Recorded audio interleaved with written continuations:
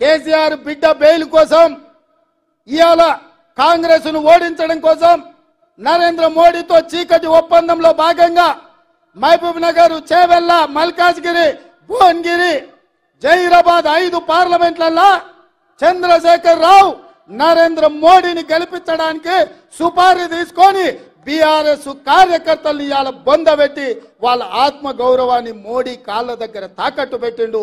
BRS నాయకులారా మీరు ఆలోచన చెయ్యండి. లక్షలాది మంది కార్యకర్తలు ఇతర పార్టీలు జైలుకు పోయినప్పుడు కేసీఆర్కు దుఃఖం లేదు. నాలాంటోని బిడ్డ లగ్గం ఉంటే కూడా వదలకుండా జైల్లో పెట్టినప్పుడు ఆయనకు బాధ తెలియలేదు. కానీ బిడ్డ జైలుకు పోగానే మోడీ దగ్గర తెలంగాణను తాకట్టు పెట్టిండు. ఇది తెలంగాణ ఆత్మ గౌరవానికి మంచిదా? ఒక్కసారి ఆలోచన చేయండి. బీఆర్ఎస్ కార్యకర్తలారా, బీఆర్ఎస్ నాయకులారా, ఆత్మ పరిశీలన చేసుకోండి. 5 నిమిషాలు గుండెల మీద చేసుకొని ప్రశాంతంగా ఆలోచన చేయండి. ఎందుకు చంద్రశేఖర్ రావు ఇవాళ మీ పార్టీని తీసుకెళ్లి మోడీకి, బీజేపీకి తాకట్టు పెట్టిండు? ఇవాళ మహబూబ్ నగర్ లో ఎందుకు బీఆర్ఎస్ వాళ్ళను బీజేపీకి ఓట్లు వేయమంటుడు? ఇవాళ చేవెళ్లలో బీఆర్ఎస్ నాయకులను బీజేపీలకు లొంగిపోమంటుండు. మల్కాజ్గిరిలో మీ ఓట్లు బదిలీ చేయండి అని చెప్తున్నాడు. భువనగిరిలో ఎందుకు చెప్తుండు? జహీరాబాద్లో ఎందుకు చెప్తుండు?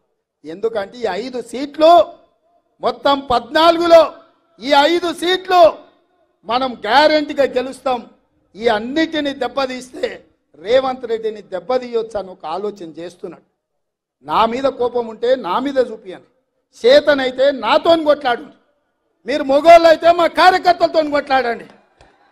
రండి గ్రామాలకు అడగండి ఓట్లు. మేము తప్పులు చేస్తే ప్రజలకు చెప్పండి. 100 రోజుల్లో నన్ను గద్దె దించమంటుండు కేసీఆర్, కానీ 10 ఏళ్ళు గద్దె మీద ఉన్న మోడీని ఎందుకు గద్దె దించమంటలేడు? మిత్రులారా మీరు ఆలోచన చేయండి. 100 రోజుల్లో నేను ఇన్ని పనులు చేసిన, ఇంకా చేయాల్సినవి ఉన్నాయి. ఇవాళ ఎన్నికల కోడ్ వచ్చింది కాబట్టి ఇవాళ రైతు రుణమాఫీ నేను చేయలేకపోయినా.